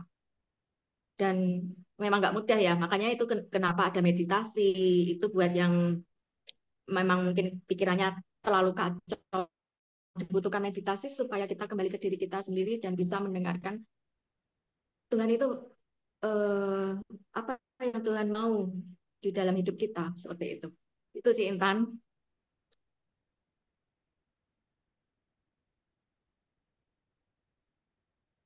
Ya, aku yang tahu. Eh, Apa yang disampaikan Celia udah bagus sih. Cuman tadi muncul muncul sesuatu yang istilahnya begini. Kenapa ya orang yang sebelum sakit itu tidak mencegah duluan? Dan jika sudah sakit, kenapa hanya mengandalkan obat gitu loh? Bahkan mencari dokter gitu. Nah, jadi ada maksudnya gini, kenapa sih begitu tubuh sudah memberikan tanda sinyal yang dari kita bilang jantung tadi kan kan tidak hanya jantung di sini nih, banyak organ-organ di dalam termasuk tadi liver, kita punya ginjal dan kawan-kawannya itu kan sebenarnya sudah memberi tanda ya. Apakah apakah apa yang salah yang kita makan, apa yang salah, apa yang kurang benar yang kita konsumsi kan gitu, yang memberatkan organ-organ tubuh di dalam tubuh kita itu gitu loh. Jadi begitu misalnya contoh yang seperti tadi kita bilang sakit jantung, apa yang menyebabkan kita mesti pasang ring, penyumbatan pembuluh darah, kan begitu kurang lebihnya. Nah, di satu sisi tadi secara holistiknya kan Celia bilang ada pendamaan emosi negatif atau macam-macamnya kurang lebih seperti itu. Nah, jadi kalau menurut Cinta, apa yang perlu kita sadari ini agar tubuh tidak melulu menunggu ke dokter atau makan obat dari dokter gitu lah Cinta. Betul, setuju kok ya toh. Ya, itulah kenapa akhirnya saya dan Cilia nanti eh, Valentine-nya akan berkencan di Semarang gitu. Ini mungkin bagi teman-teman yang baru di sini mungkin akan mendengar dari info dari Semarang gitu. Tanggal 14 nanti kita akan berkumpul bersama gitu untuk makan malam bersama Valentine bareng gitu, merayakan tentang mencintai diri sendiri. Karena yang begitu indah siapapun akan bisa jadi partner kita kalau kita menyayangi diri sendiri. Jadi kalau kita ke dokter, dokter adalah konsultan yang yang membuat kita mampu untuk melihat dari berbagai sisi. Dan dokter itu tidak akan menjadi penyembuh ketika kita tidak mengizinkan diri kita juga menyembuhkan diri sendiri. Nah, ini kita masuk tentang menjaga hati atau tentang terkoneksi dengan jantung kita. Dan di sini ada suatu gambar yang sangat amat menarik gitu ya. Itu tentang mandala. Wisdom ini benar-benar menggugah hati saya gitu tentang bagaimana kita ini adalah satu kesatuan di dalam sebuah semesta. Kita satu kesatuan di um, sesuatu yang lebih besar, yang yang akhirnya kita akan melihat diri kita tuh sebagai suatu gumpalan energi gitu. Dan di dalam gumpalan energi itu kita hanyalah sebuah debu atau tanah. Dan ketika kita debu dan tanah, identitas kita itu semuanya luruh. Karena kita semua akan sama gitu. Dan itu benar-benar membuat saya kayak menyadari juga gitu ketika kita di dalam kandungan gitu dengan semua eh, dinamika di dalam kandungan itu, kita akan memulai lahir dengan jantung.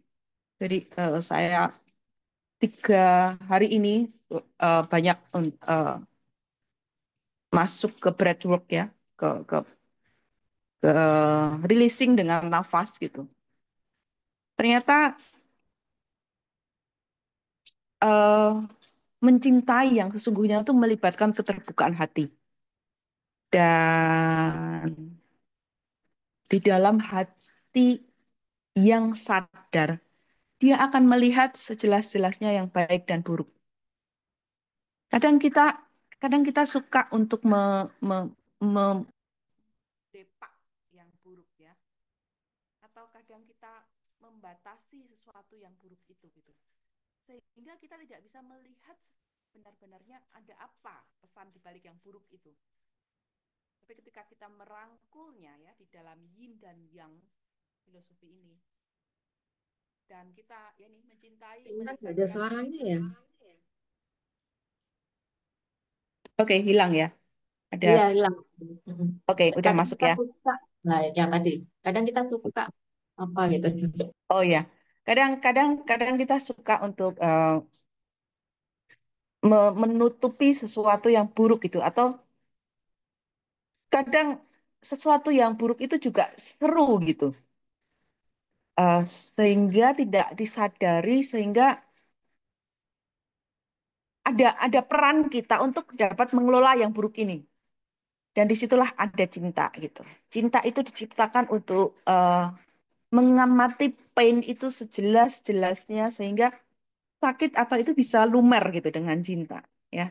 Kayak di sini mencintai melibatkan keterbukaan hati gitu. Ketika kita melihatnya kita hanya sama-sama debu gitu ya, akhirnya semua itu akan lumer gitu. Itu hanyalah sebuah sebuah sesuatu yang luas, mandala gitu. Ada banyak macam archetype di dalamnya. Ya semuanya sebetulnya indah gitu. Ya, ya. Dan itu berbicara lagi tadi tentang elemen api gitu ya. Dan bahkan hubungan elektromagnetik dan beberapa kasus kehilangan dan patah hati ini sehingga mempengaruhi kita pada tingkat elektromagnetik dan membutuhkan waktu serta terapi untuk menyembuhkannya. Dan hubungan dengan sesuatu yang lebih besar dari diri kita sendiri sangat penting untuk kesehatan jantung. Dan ketika kita sudah nyaman dengan diri kita sendiri, akhirnya hubungan spiritual, humanistik, komunitas, keluarga, atau kreatif ini jadi mudah lumer. Ya, ketika mudah lumer itu menjadi sesuatu yang sangat amat luas. Dan menarik sekali tentang masalah ini ketika saya mendapat buku The Golden Flower, buku dari psikologi energi Jung yang menceritakan dan Chinese wisdom ini. Nah, di sini ya, ternyata kebiasaan melihat sesuatu yang benar dari kesalahan akan menyehatkan si hati gitu. Bahkan ketika kita melihatnya dari dua sisi, if you look into your own heart and you find nothing wrong there, what is there to worry about? What is there to fear gitu. Ketika kamu melihat ke dalam jantung hatimu gitu ya, dan kamu menemukan sebetulnya tidak ada yang salah gitu. Apa yang sebetulnya kamu takutkan? Dan dan dan di mana gitu eh, si takut itu gitu karena kita sudah melihatnya dari dua sisi gitu. Oke, salah benar gitu. Ya, yours is the bad gitu. Oh, oke, saya lihat bad dan saya tidak membuat itu sesuatu yang signifikan dan ada yang baik juga di situ gitu ya. Dan ternyata di dalam bad itu ada sesuatu yang good, dalam good itu ada sesuatu bad dan itulah kehidupan sesungguhnya dan filosofi ini sangat indah gitu.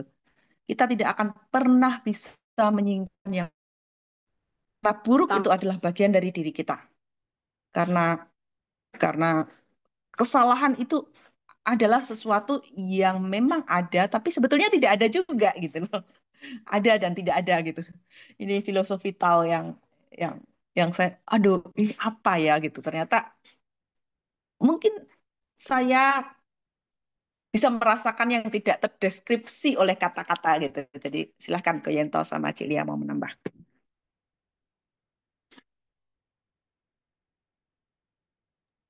Dalam banget loh ini. Aduh, gimana? Di dalam putih ada hitam dan di dalam hitam ada putih. Kan kurang lebih begitu ya.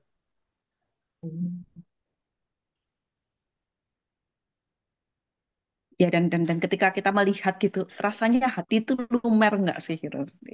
Itu yang saya sebetulnya ingin bilang ya. Ketika kita melumerkannya dan lihat itu sebagai angkasa atau mandala sesuatu yang besar gitu. Akhirnya kita nggak sempat kok sebetulnya berpikir negatif gitu. Karena ada negatif, ada positif gitu. Ada positif, ada negatif.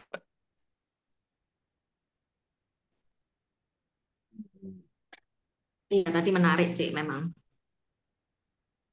Kebanyakan dari kita kan kita ketika ada masalah ya, kita menandainya sebagai masalah kayak gitu ya. Cenderung berpikir, aduh salah lagi, atau cenderung berpikir, salah ya, aku salah kayak gitu ya. Bagaimana kalau ketika, bagaimana kalau kita berpikir yang sebaiknya, apa yang benar tentang kondisi ini? Jadi ketika misalnya permasalahan keluarga, kita kan cenderung menandai ya, maksudnya dalam arti, aduh bertengkar nih gitu. Takut, maksudnya kan takut semakin memburuk, semakin ini semua kan dari pikiran kita semua ya, karena berdasarkan dari pengalaman yang masa lalu, pengalaman keluarga dan segalanya seperti itu kan. Dan ketika aku sudah mengubah ya, maksudnya ini kan juga aku juga ada pengalaman ya seperti itu. Namanya masalah kan setiap manusia biasanya tetap ada lah ya, tapi kita mengartikan masalah itu sekarang kan sudah berbeda. Sudah tidak melihat lagi itu sesuatu yang sulit untuk diubah. Sudah tidak melihat itu lagi, tetapi lebih cenderung ke apa yang benar dari kondisi ini. Ketika kita melihat apa yang benar dari kondisi ini, ternyata semua masalah yang kita anggap masalah itu untuk mendewasakan kita dan untuk pertumbuhan kita, pertumbuhan jiwa ya terutama ya, seperti itu. Lanjut ke Yento atau Ci Intan. Ya pertumbuhan, kita ngomong pertumbuhan, unsur kayunya keluar lagi nih. Nah, Secara nggak langsung kan arketipnya. Itu yang saya suka sih tentang bermain dengan archetype gitu. Kadang-kadang kita ngomong gitu, tapi sebetulnya selaras gitu dari awal sama akhir gitu. Cuman mungkin dalam sudut pandangnya tuh yang berbeda. Kadang-kadang orang tuh kelihatannya nggak berbeda gitu, nggak sama atau berbeda. Tapi sebetulnya ada keselarasan simbol-simbol gitu yang muncul. Dan itu menarik sih ketika melihat itu sebagai archetype gitu. Jadi kita melihatnya sebagai satu kesatuan gitu, bukan bukan bukan sesuatu yang terpisah. Gitu. Sehingga ketika kita melihatnya satu kesatuan itu nggak bertentangan gitu. Dan oh oke, memang itu hanya bagian dari cerita gitu. Supaya seru aja. Kalau nggak ada kayak gitunya nggak ada serunya gitu. Ya Pak Yenta. seperti alur alur film ya. Kalau nggak ada yang buruknya gimana ada baiknya, anak mudanya dari mana kan gitu ya. Ya, Ya, ya, lanjut cinta, lanjut lanjut. ya dan kembali lagi ke sudut pandang yin dan yang gitu ya. Ini juga sangat menarik gitu karena ternyata ketika kita eh, di Ubud gitu ya, yang banyak budaya internasional di sini, kasusnya tuh mirip semua, yaitu banyak tidak memberikan ruang terhadap feminine energy atau yin ya. Jadi ada inaktif dan ada interaktif dan keduanya itu sebetulnya diperlukan. Kita perlu relax ya, kita perlu expand, contraction gitu ya. Kalau kita ngomongin tentang muscle, kita ngomongin itu ternyata ketika itu disadari itu keduanya menciptakan sesuatu gitu. Dan yin dan yang itu adalah eh, fundamentalnya daripada si TCM sendiri ini ya, Chinese medicine. Suatu saat semoga kita bisa menemukan seseorang yang cukup enak untuk bercerita dalam diagnosa dan treatment itu. Dan di yin dan yang ini berbicara kembali lagi tentang positif dan negatif. Dan ketika kita tidak di dalam sebuah kesimpulan, kita bisa melihatnya atau kita bisa menyimpulkannya dari sisi putih atau di sisi hitam. Karena di sisi putih pun pasti ada hitamnya. Dan di sisi hitam ada putihnya.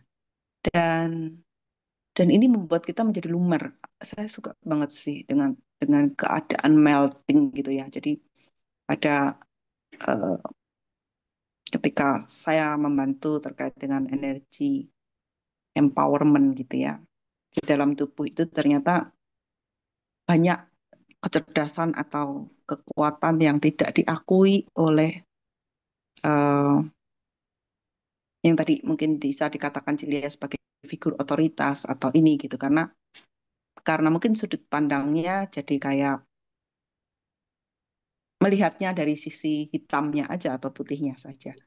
Tapi segala sesuatu itu sebenarnya sangat amat kaya, termasuk sudut pandang kita terhadap ular, sudut pandang kita terhadap kayu gitu kan. Dan Chinese wisdom ini indah sekali untuk kita lihat sebagai sesuatu keragaman di Indonesia. Kembali ke itu ya, dengan semua perjalanan kita sebagai uh, keturunan gitu yang kalau kita mau meluangkan waktu gitu untuk melihat kembali warisan-warisan budaya itu gitu. Ternyata sebetulnya ada benang merahnya gitu dengan semua kebudayaan di Indonesia yang begitu indah. Dan dan itu yang semoga dapat membawa kita di tahun baru ini menjadi lebih sukses, lebih sejahtera, juga lebih bahagia. Itu yang, yang saat ini kita mengizinkan untuk terbuka ya dan kita bersyukur kebudayaan tentang Chinese ini sudah mulai sangat terbuka sekarang dan tidak menjadi sebuah pertentangan. Silahkan Koyento dan Cilia untuk kita menutup sebelum kita masuk ke mendalam lagi tentang si gongsi pacai ini.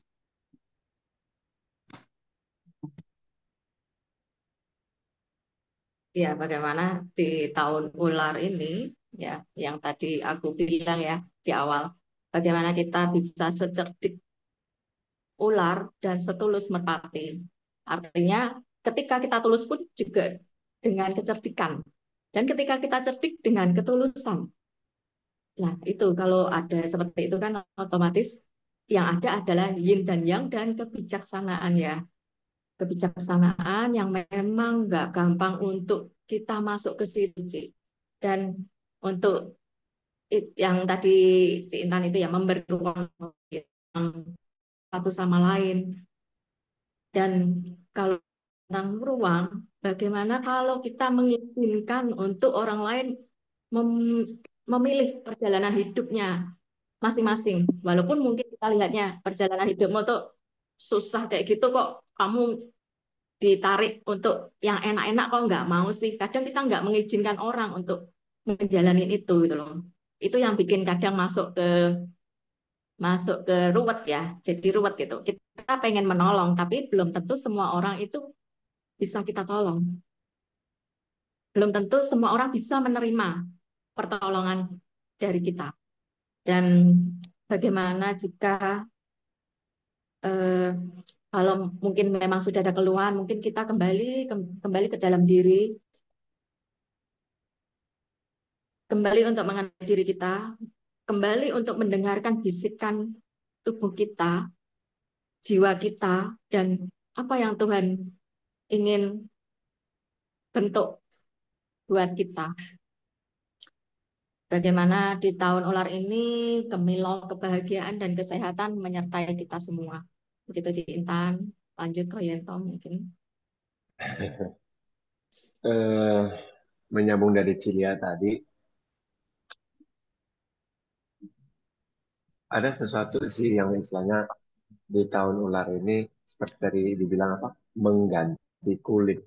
Bagaimana kalau saya yang sering di toko itu ngusahain berganti kulit juga menjadi lebih sabar. Menyayangi Karena jantung begini, dan hati. iya. Judulnya sekarang merawat hati. Jadi muncul sih tadi, kenapa kadang customer datang ke toko itu kan bertanya ya untuk kebutuhannya dia. Kebetulan kita berusaha menjelaskan ke tadi itu nyambung gitu. Gak nyambung maksudnya gak nyambung itu menerima apa yang kita sampaikan dan saya yang menjadi emosi sendiri. Segitu gampangnya kok nggak ngerti sih, segitu gampangnya kok nggak bisa sih. Ya mungkin untuk eh, terlebih ke untuk diri saya mengingatkan saya untuk lebih sabar menghadapi customer kalau ketemu yang seperti itu. Dan untuk ke tubuh saya mungkin lebih baik lagi ya dalam arti kata untuk kesehatan jantungnya. Tidak emosian. Iya, ya mungkin mungkin setelah melihat flat ini Koyento lebih bisa merawat hati atau merawat jantung gitu. Ingat yin yang gitu kan.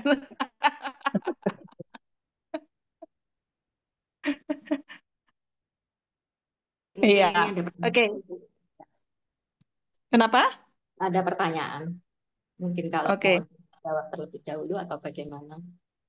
Oke. Ya, kita ini ya. Selamat malam dari Pak Jerry Hadinoto ya. Selamat malam, saya punya penyakit jantung, 4 ring dan bypass. Bagaimana hubungan dengan regulasi emosi? Mohon tips untuk kesembuhan saya. Oke, buat Pak Jerry ya, mungkin saya jawab dulu nanti yang lain menambahkan. Kalau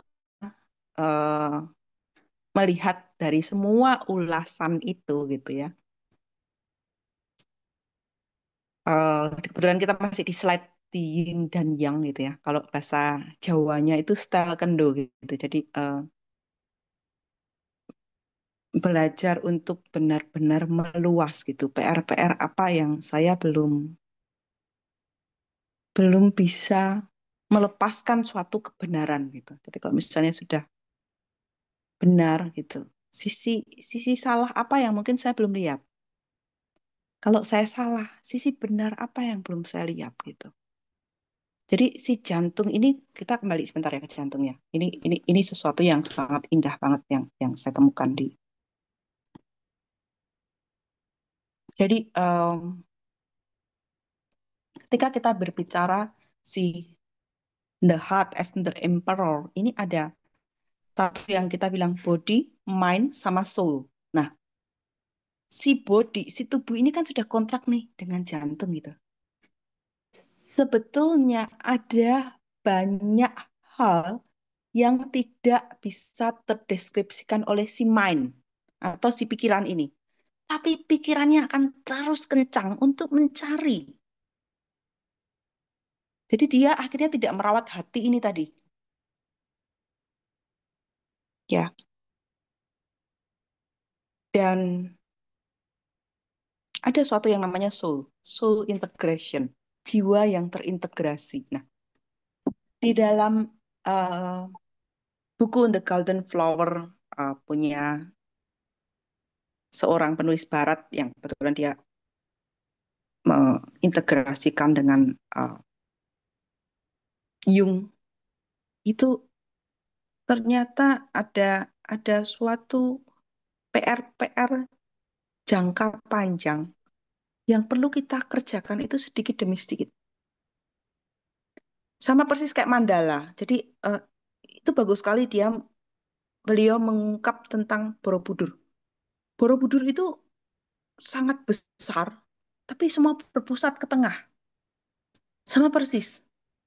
Kadang-kadang mungkin seperti yang tadi sempat dikatakan Cilia, oh ya udahlah, dia belum ini. Ternyata sebetulnya kita sedang menyemai benih. Mungkin benih itu tidak bisa dinikmati saat ini, tapi mungkin ada orang lain yang akan ngomong lagi, orang lain akan ngomong, akhirnya si kebenaran yang terlalu benar ini akan runtuh. Masuk kesalahan yang ini kita perlu diruntuhkan juga gitu. Jadi ada suatu kelumeran, keleluasaan terhadap regulasi emosi. Coba berusaha untuk melihat itu dari beberapa sisi kehidupan. Kalau itu terlalu benar, salahnya di mana? Kalau itu salah, benarnya di mana? Mungkin itu tahap awal ya. Tahap yang kedua membuat itu sebagai mandala. Jadi diluasin. Karena kita adalah human being gitu kan. Kita bisa menjadi apapun kok. Tapi si soul ini mungkin di masa lalu terlalu kuat sehingga dia akhirnya tidak terintegrasi. Jiwa kita tidak terintegrasi dan pikiran akan selalu mencari. Makanya yang kita lakukan bersama di sini, Koyento di Medan, Cilia di Semarang, itu kita melakukan akses bar gitu. Kita menurunkan benar-benar kapasitas pemikiran kita supaya kita lebih terintegrasi dengan tubuh kita, lebih rileks. Makanya dilakukan meditasi. Kenapa kita melakukan meditasi atau berdoa yang sangat amat khusyuk? Itu ada gelombang otak yang turun sangat-sangat dalam. Ketika kita doa yang sangat khusyuk sampai kita tuh pasrah. Kalau bahasa Jawa itu pasrah bongkoan wes. Saya tahu Tuhan hadir gitu. Dan ketika kita mengosongkan diri, disitulah Tuhan hadir. Dan disitulah sebenarnya kita sedang merawat jantung kita, merawat hati kita yang kayak Pak Yanto bilang. Kok saya jadi di toko nih sekarang ya udahlah aku berusaha untuk ini gitu. Ternyata itu adalah cara untuk merawat jantung kita. Melihat suatu kesalahan dari kebenaran, melihat kebenaran sebagai kesalahan. Dan ingat yang saya katakan ya, ketika kita dilahirkan tuh pertama yang lahir adalah jantung dulu. Dan semuanya sama, semuanya hanyalah sebuah kumpalan. Semua adalah debu gitu. Jadi banyak tipuan ilusi pikiran yang membuat itu terlalu kontrak. Padahal sesuatunya bisa kontrak dan bisa expand. Kita mau milih mana gitu.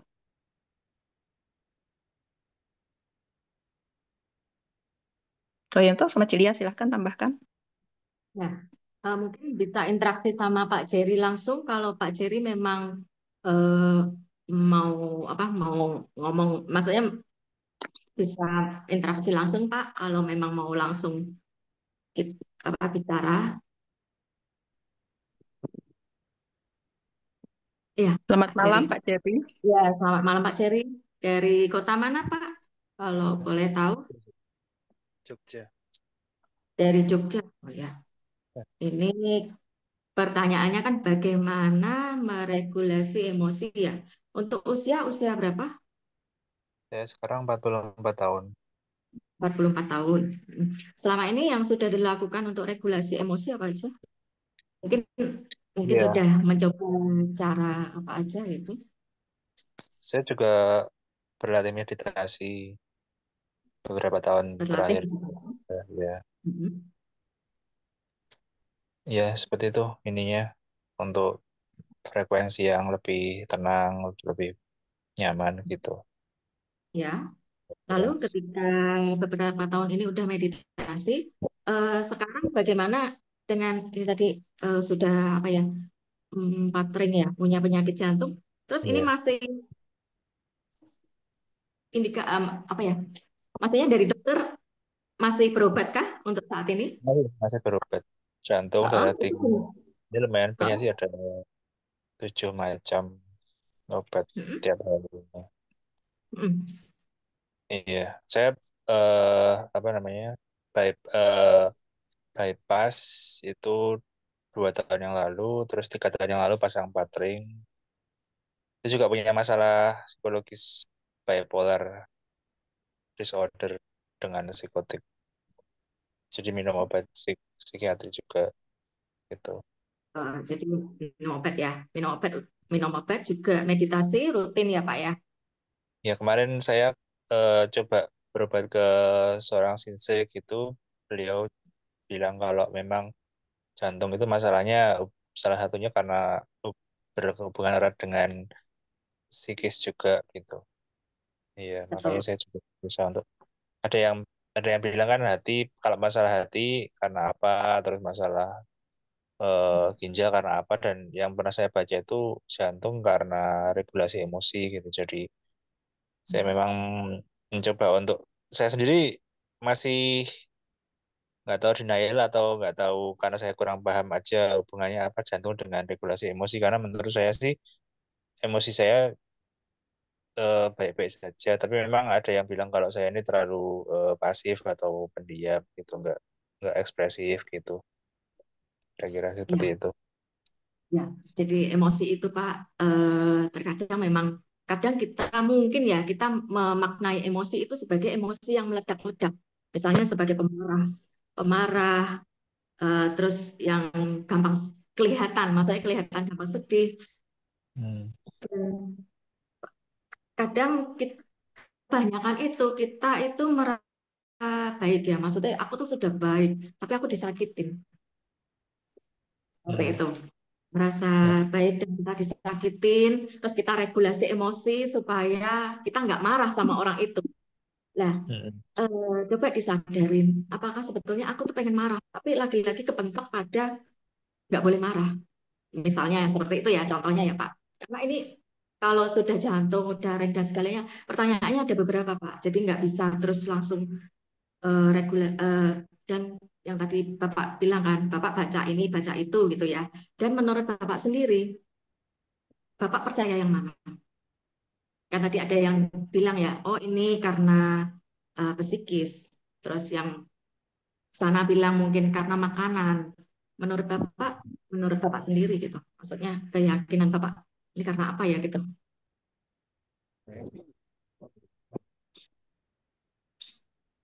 Karena Boleh kalau kita bisa saya tambahkan, Bu? boleh, Bo- boleh, Boleh saya tambahkan? boleh, boleh. Salam kenal semuanya, Pak Jerry. Yang Pak Jerry rasakan, kalau menurut dari pendengaran saya, ada dua faktor, Pak. Dari segi makanan bisa Bapak kena jantung dan kena dari psikis mental Bapak. Karena banyak orang yang menderita kena mental tapi dia tidak menyadari. Jadi banyak kepikiran-kepikiran. Jadi Bapak panik, khawatir, cemas, overthinking berlebihan. Bapak harus sadari, Pak. Bapak harus sadari kuncinya harus ada Bapak yang harus Bapak punya simpan mindset Bapak di otak Bapak. Ikhlas dengan menerima sabar dan sadar. Gua menerima dengan kondisi bypass jantung gua dan gua ikhlas. Kalau Bapak bisa lawan mental health Bapak, Bapak akan tenang hidup Bapak. Karena kebanyakan orang sekarang tidak menyadari kalau mental dia kena. Jantung sedikit-dikit jantung, sedikit-dikit jantung. Padahal irama jantung itu benar. Jantung berdebar-debar.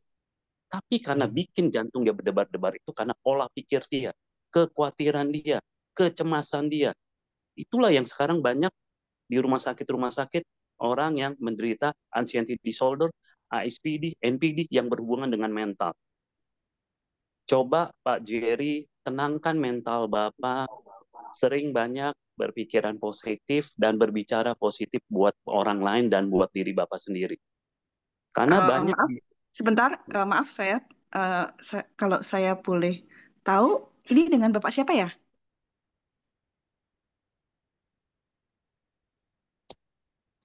saya dengan Halo, Pak Atta. Pak Atta. Pak Atta di Ya, mana? di Jakarta, Bu. Oh, di Jakarta. Oke, oke, oke, iya. Iya, gini, semua penjelasan bagus ya. Cuman saya sebagai praktisi kesehatan yang saya sudah menangani berbagai macam orang, di tidak gampang juga untuk membuat orang itu bisa meditasi di saat pikirannya sedang ruwet.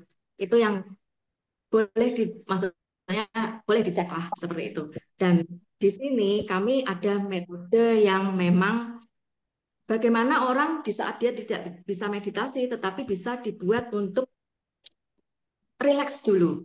Karena kunci utama ketika orang lagi ruwet ataupun lagi mungkin sakit ya, maksudnya terdiagnosa oleh penyakit, yang pertama kali yang bisa dilakukan, yang cara yang sebetulnya paling mudah tapi juga nggak mudah, itu adalah rileks.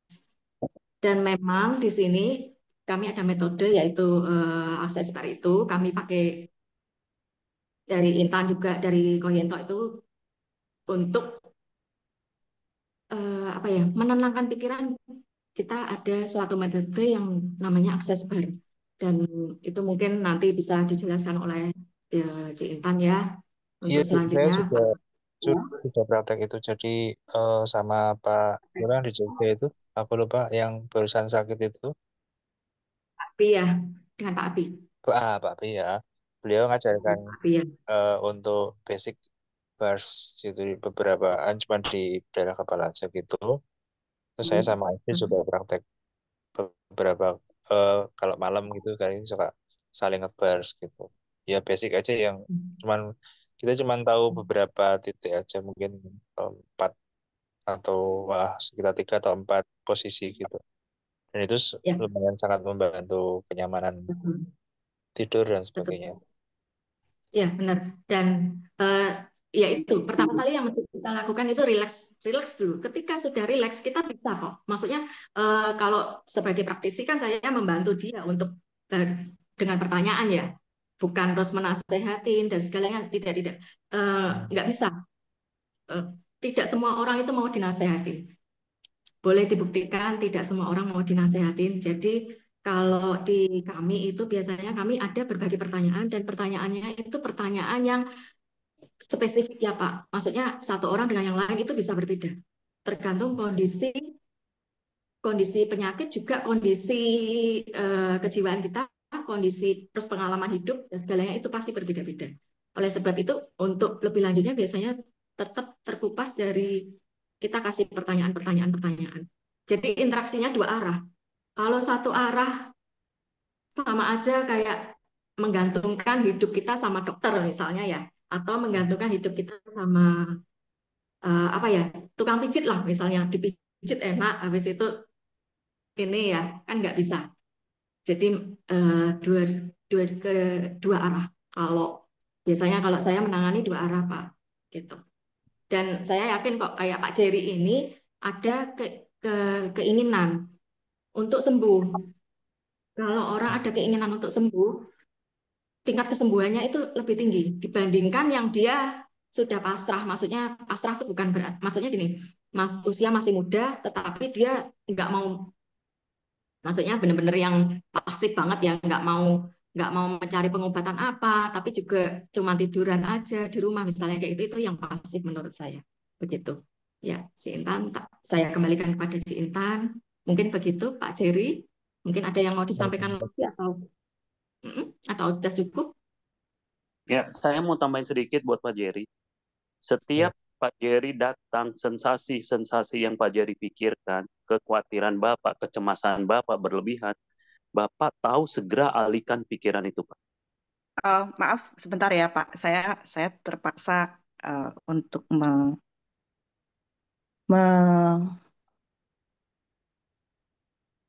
melumerkan tentang ini gitu, karena pada banyak kasus di psikologi eh, pikiran negatif itu ada akarnya dan sangat sulit kasus-kasus psikis itu diminta untuk berpikir positif. Dan sebetulnya disinilah sebetulnya kita melihat apa yang sedang Chinese wisdom ini katakan. Perlu ditemani untuk melihat sisi darkness kita. Jadi darkness, jadi nyala api, nyala terang itu. Ketika kita mau merangkul semua keadaannya, dirangkul dulu. Dirangkul semua rasa tidak nyaman di jantung. Bahkan di dalam meditasi itu kita bukan mencari rileks kok. Di dalam meditasi itu kita merangkul semua baik buruknya. Karena saat kita merangkul baik buruknya, termasuk kenapa pada kasus-kasus mental health, negativity itu cenderung menguasai. Karena di dalam negativity ini ada yang mau diceritain loh sebetulnya. Makanya kita melakukan kadang-kadang dengan cognitive behavior therapy. Pola-pola apa yang disadari? Mungkin kalau dari Access Bar, eh, ada suatu pertanyaan yang sebenarnya kita nggak sadari ada benar salahnya loh. Gitu. Dan dan bagaimana kita ketika kita mencintai diri kita sendiri gitu dalam segala negativity itu, ternyata itu diberikan kepada kita dan kita bisa berterima kasih atas itu. Dan di saat kita berterima kasih, kita membuka pintu tentang positif itu. Ya, jadi dalam kasus-kasus banyak kasus mental health, banyak kasus psikologi, kenapa perlu dibimbing? Karena sulit berpikir positif.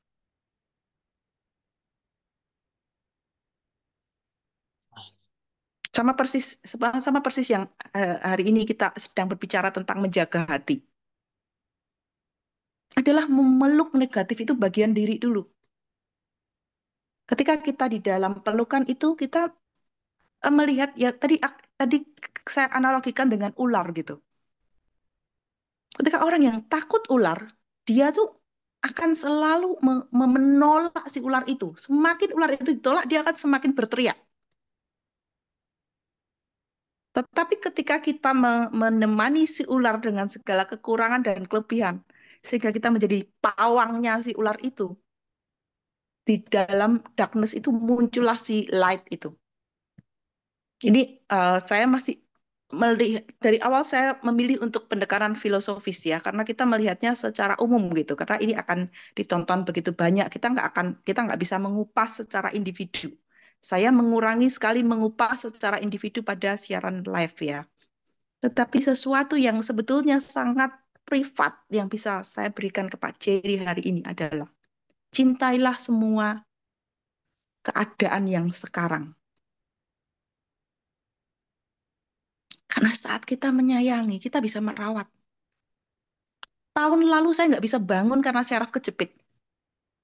Duduk bangun itu nggak ini. Tapi saya tahu sekali bahwa ini akan sementara. Ya, saya ingin membuat ini lebih light atau lebih ringan gitu ya, karena ini obrolan untuk semua ya. Dan buat Pak Atta, makasih banget juga untuk sharingnya sebagai um, mungkin bisa menghadapi dengan cara yang seperti itu. Eh, dan dan kabar baiknya di tahun baru ini kita juga akan menghadapi segala yang buruk kok. Nggak cuma Pak Jerry, tapi saya, Koyento, Cik Lia, Pak Atta mungkin semua ya ada Nita di sini ada semua. Ada sesuatu yang buruk juga di tahun ular ayu ini. Tetapi ketika kita masuk ke dalam jantung kita, menyadari api di dalam diri kita, kita bisa menelan, bahkan mendigest semuanya. Yang baik kita serap, yang cocok terhadap tubuh kita serap, yang kurang cocok kita keluarkan. Kita akan menikmati buah-buah indah daripada Imlek itu ya. Kita tutup saat ini dengan ini sebetulnya saya mengambil dari satu ucapan selamat yang ada pesan sponsor di sini, tapi ini sangat menarik ya.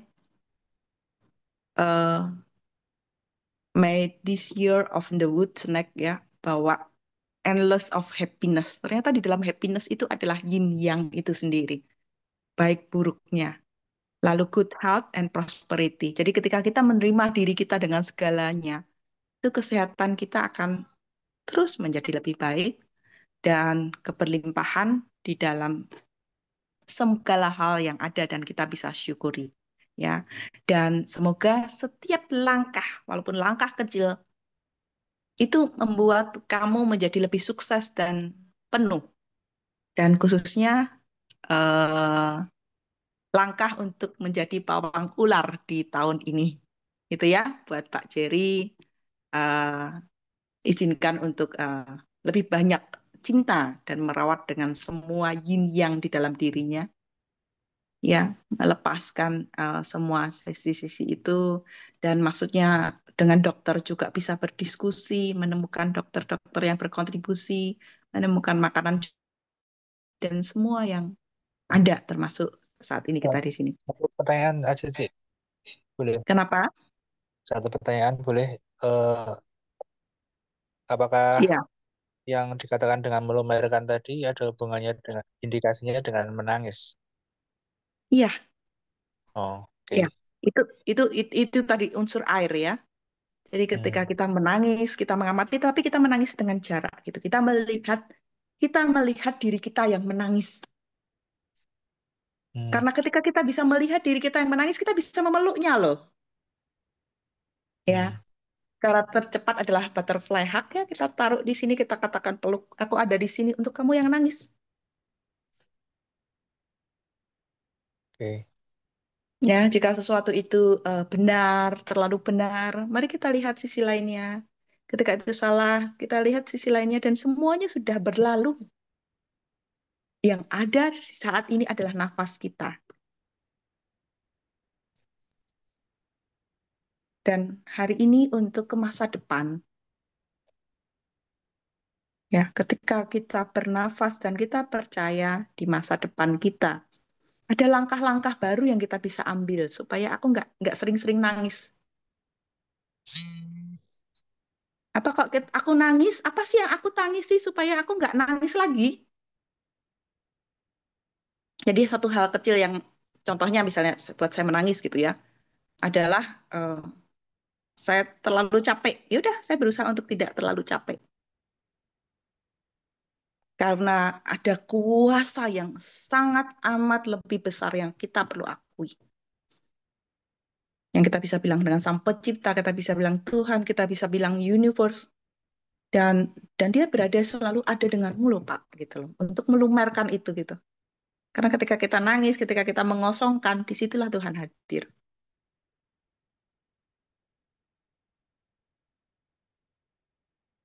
Gitu, Pak Hmm. Jerry. Terima kasih banyak. Ya, semoga memberkahi ya. Kak Yento dan Cik Lias, untuk menutup ada satu kalimat yang ingin disampaikan.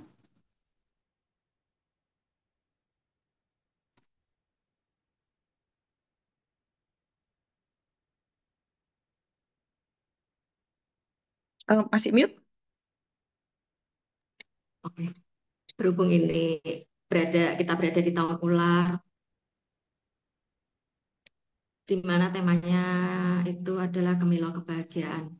Bagaimana jika kita mengizinkan diri kita untuk bahagia, bahagia tanpa syarat, dan bagaimana seperti karakteristik ular yang dia sisiknya bisa mengelupas ya, bagaimana jika kita juga sama, kita bisa dengan pertumbuhan pertumbuhan jiwa itu, dengan misalnya memang ada permasalahan atau apa, yaitu sebagai suatu cara tubuh untuk terlepas seperti ular, seperti sisik ular itu. Begitu Cik Intan. Silakan Kak Yento. Hanya mau mengucapkan terima kasih Cinta, terima kasih Cilia, terima kasih teman-teman yang gabung malam ini. Selamat tahun baru Imlek 2025. 恭喜发财，万事如意，心想事成。Itu aja. Oke, thank you semua. Terima kasih banyak untuk semua yang sudah bergabung. Semoga Terima kasih. hati kita semakin meluas dan semakin menguat dan lebih berbahagia. Selamat malam, berkah untuk semua. Malam. Terima kasih. Saya izin untuk menutup. Ya, terima kasih. Terima kasih Koyento dan Cilia.